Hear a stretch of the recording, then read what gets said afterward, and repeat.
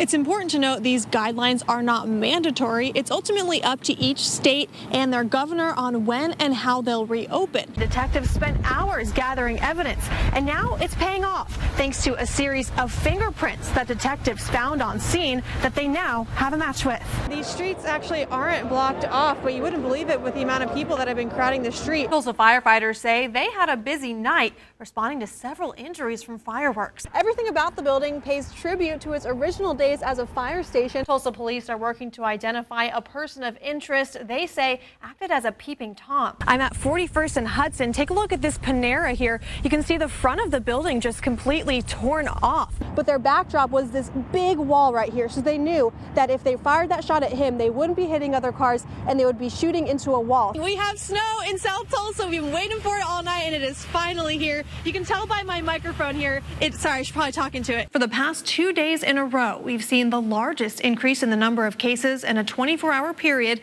since the start of the pandemic. But about a year ago, there was the frames of these burned out buildings. So was the holiday pop-up shop just down the road here, where business owners hope to skate their way into new opportunities. You would go through here and go in and go into my office over here. A tint shop in Muskogee. I worked mainly over in this area. Now just a pile of debris. Pretty sickening. It's like, okay, this is my livelihood. Now what? Owner Michelle Brooks says she didn't know her shop was gone until she saw the damage on TV. And then there was my shop building. I said, my building's gone. Now she's sifting through what's left of her business and former safe haven. It's my passion, it's my livelihood, it's what I enjoy doing. The owner kept an antique sign collection here in the building. A lot of these signs were in mint condition until the storms hit. Michelle says she plans to rebuild, while people in the Whispering Pine apartments are trying to figure out their next move. The storm ripped off the roof of this building, leaving 8 families without a home. They're going to have to start over because it's ruined. Crews worked all day to clean up the debris.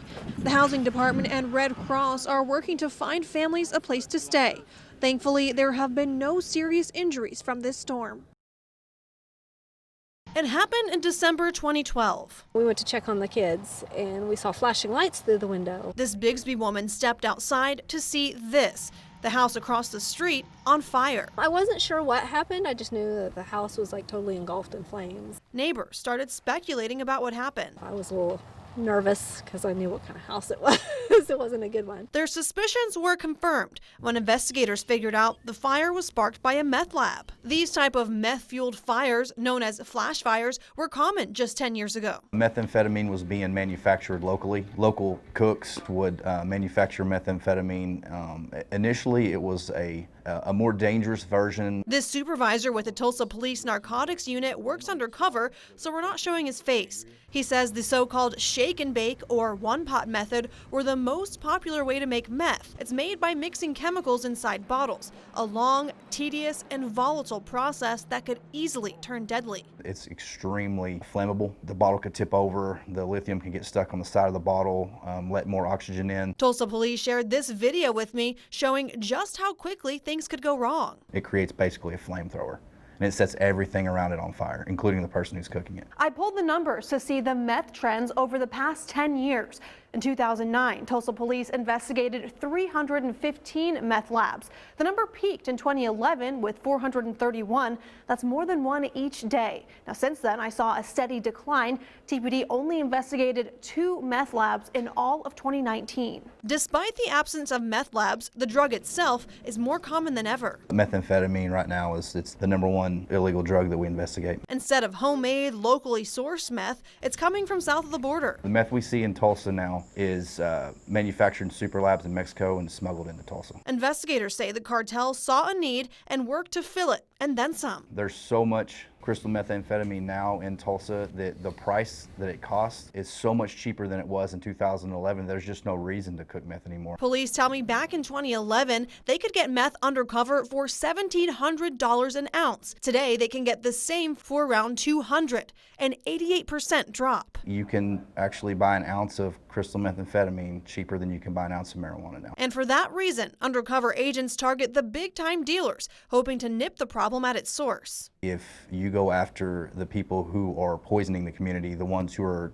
just basically making money. That's all they care about, is making money. They don't care about what family they destroy, what life they destroy. Agents are also working with other cities to stop it from coming to Tulsa. If the goal in the war on drugs was to wipe the streets clean of it, we've lost, and we've lost big time. We can just fight it as hard as we can on our level.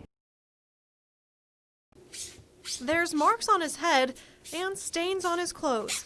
But Debbie Anderson sees past the doll's flaws and instead sees its potential. And I would just sponge him until he's all nice and clean. And the transformation goes beyond a quick scrub. Each doll gets a new outfit or a blanket to cozy up in, handmade in Debbie's living room. But Debbie isn't selling the dolls or gifting them to her grandchildren. Instead, these dolls are headed to Honduras, to children who may have never had a toy of their own. They're in a desperate place. Each of those dolls were once sitting in a garage or gathering dust on a thrift store shelf. It's taken 2 years, but Debbie has put the same TLC into nearly 500 dolls. It makes me feel like I'm giving and sharing with the kids something that they wouldn't ordinarily be able to have.